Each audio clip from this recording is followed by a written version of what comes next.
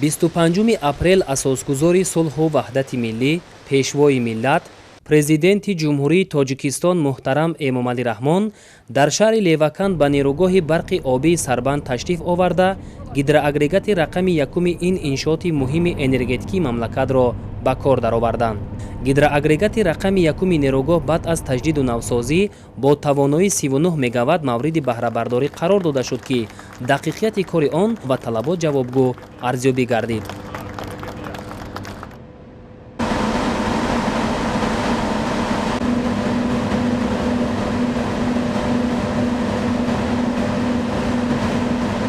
нерӯгоҳи барқи обии Сарбанд бо иқтидори лоиҳавии 240 мегаватт панҷумин иншооти калони амалкунандаи гидроэнергетикии мамлакат дар дарёи Вахш мебошад. лозим ба ёдоварист, ки сохтумони нерӯгоҳи барқи обии Сарбанд дар заминаи нерӯгоҳи Шаршара ҳанӯз соли 1956 оғоз гардида, аввалин гидроагрегати он соли 1962 ба кор дароварда шудааст. бинобар истифодабарии тӯлонӣ, қисми зиёди таҷҳизоти электромеханикӣ ва гидромеханикии нерӯгоҳ ва дастгоҳҳои тақсимкунандаи кушодаи он фарсуда шуда буд. дар нерӯгоҳи мазкур дар давоми 60 сол ба ғайр аз таҷдиди як гидроагрегат дигар ҳеҷ гуна корҳои таҷдиду навсозӣ анҷом дода нашуда буд ва иқтидори истеҳсолии он ҳамагӣ 160 мегаваттро ташкил медод. бо дар назардошти ин соли 2013 байни ҳукумати ҷумҳурии Тоҷикистон ва Бонки Осиёии рушд оид ба амалӣ намудани лоиҳаи таҷдиди нерӯгоҳи барқи обии Сарбанд созишномаи грантӣ ба маблағи 136 миллион доллари амрикоӣ ба имзо расонида шуд. мақсад аз татбиқи лоиҳаи мазкур баланд бардоштани иқтидори истеҳсолӣ, таъмини кори муназзаму босамари нерӯгоҳ ва мутобиқ намудан ба стандартҳои муосири техникӣ мебошад. дар асоси созишнома лоиҳа аз ду марҳила иборат буда, марҳилаи якуми он пурра иваз намудани 5 гидроагрегат, 2 трансформатор, бунёди бинои нави идоракунӣ ва дигар корҳои ба он алоқаманд буда, марҳилаи дуюми лоиҳа таҷдиди дастгоҳҳои тақсимкунандаи кушодаи 220-110 киловолтаро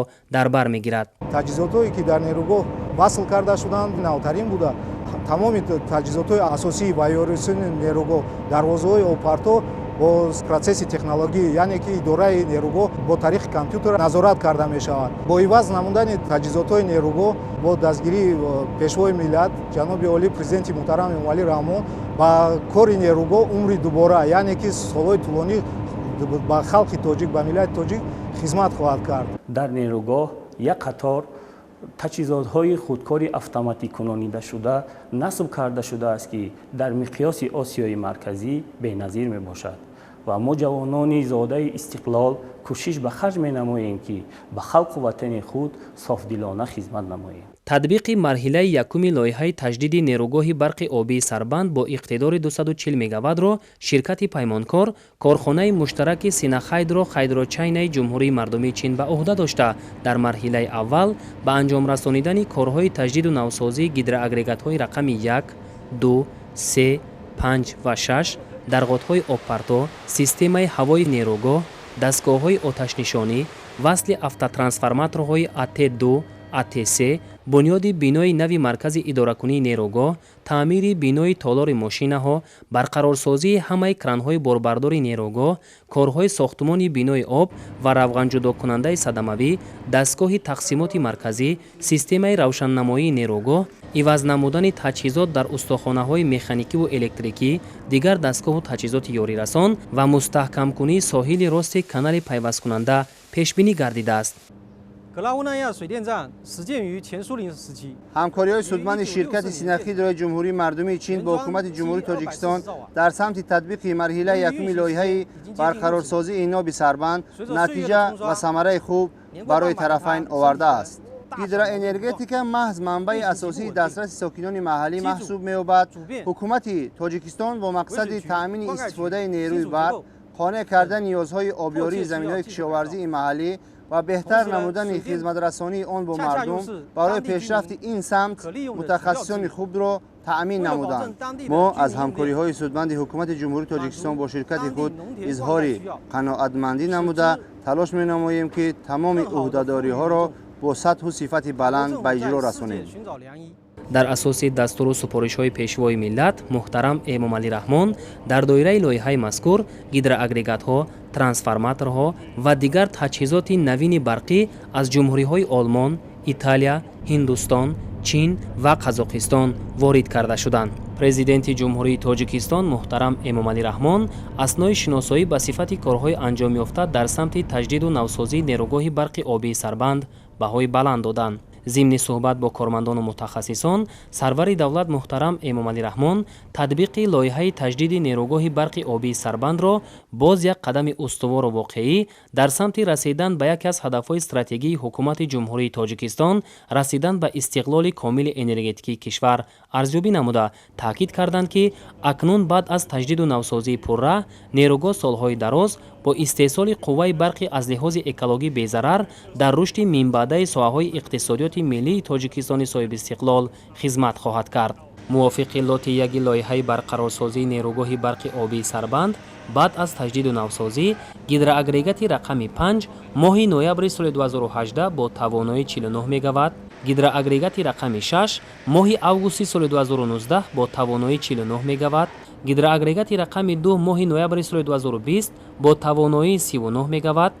гидроагрегати рақами 3 моҳи марти соли 2022 бо тавоноии 49 мегаватт ва инак гидроагрегати рақами 1 бо тавоноии 39 мегаватт ба кор дароварда шуд. ёдовар мешавем ки гидроагрегати рақами 4 нерӯгоҳ бо тавоноии 49 мегаватт ҳанӯз соли 2012 пурра таҷдиду навсозӣ гардида буд. тибқи лоти 2 лоиҳа бошад аз тарафи ҷамъияти саҳомии кушодаи барқи тоҷик ва ширкати паймонкор консорсиуми Генсерҷии ҷумҳурии Туркия шартнома оид ба барқарорсозии зерискоҳҳои барқии 220 ва 110 киловолта баста шуда корҳо дар ин самт пурра иҷро шудааст. аз ҷумла барқарорсозии дастгоҳҳои тақсимкунандаи кушодаи 220 киловолт ва 110-35-6 киловолт бо дар назардошти пурра иваз намудани таҷҳизоти асосиву ёрирасони онҳо аз қабили иваз намудани трансформаторҳои қудратӣ, трансформаторҳои шиддат, трансформаторҳои ҷараён, дастгоҳҳои тақсимкунандаи комплектии 35-6 киловолта,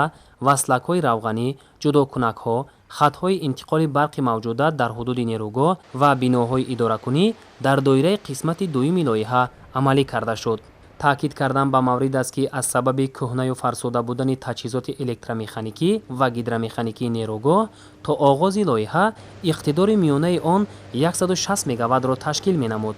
дар натиҷаи татбиқи лоиҳаи барқарорсозии нерӯгоҳи барқи обии Сарбанд иқтидори лоиҳавии нерӯгоҳ аз 240 мегаватт ба 270 мегаватт бардошта шуда сатҳи хизматрасонӣ дар нерӯгоҳ ва истеҳсолу таъминоти нерӯи барқ ба таври назаррас баланд бардошта шуд. баъд аз барқарорсозии агрегатҳои нерӯгоҳи барқи обии Сарбанд иқтидори истеҳсолии нерӯгоҳ зиёда аз 30 мегаватт баланд бардошта шуд. ҳамзамон идоракунии таҷҳизотҳои тавлиди нерӯи барқ дар нерӯгоҳ ба стандартҳои байналмилалӣ ва муосир оварда расонда шуд. ба сарвари давлат муҳтарам Эмомалӣ Раҳмон иттилоъ доданд ки тавассути генераторҳои таҷдидшуда то санаи 20 апрели соли 2023 ба миқдори 3 миллиарду 132 миллиону 724 ҳазору 560 киловаттсоат қувваи барқ дар нерӯгоҳ истеҳсол карда шудааст. имрӯзҳо дар нерӯгоҳи барқи обии Сарбанд 162 корманд аз ҷумла 25 нафар занону бонувон фаъолият доранд ки ҳайати муҳандисию техникӣ 75 нафарро ташкил медиҳад. бо мақсади таъмини бехатарӣ ва истифодабарии боэътимоди нерӯгоҳ дар канали пайвасткунанда корҳои соҳилмустаҳкамкунӣ бо маром ҷараён дошта аз сатҳи 455 то 465 метр корҳои оҳану бетонрезӣ дар ҳаҷми 1800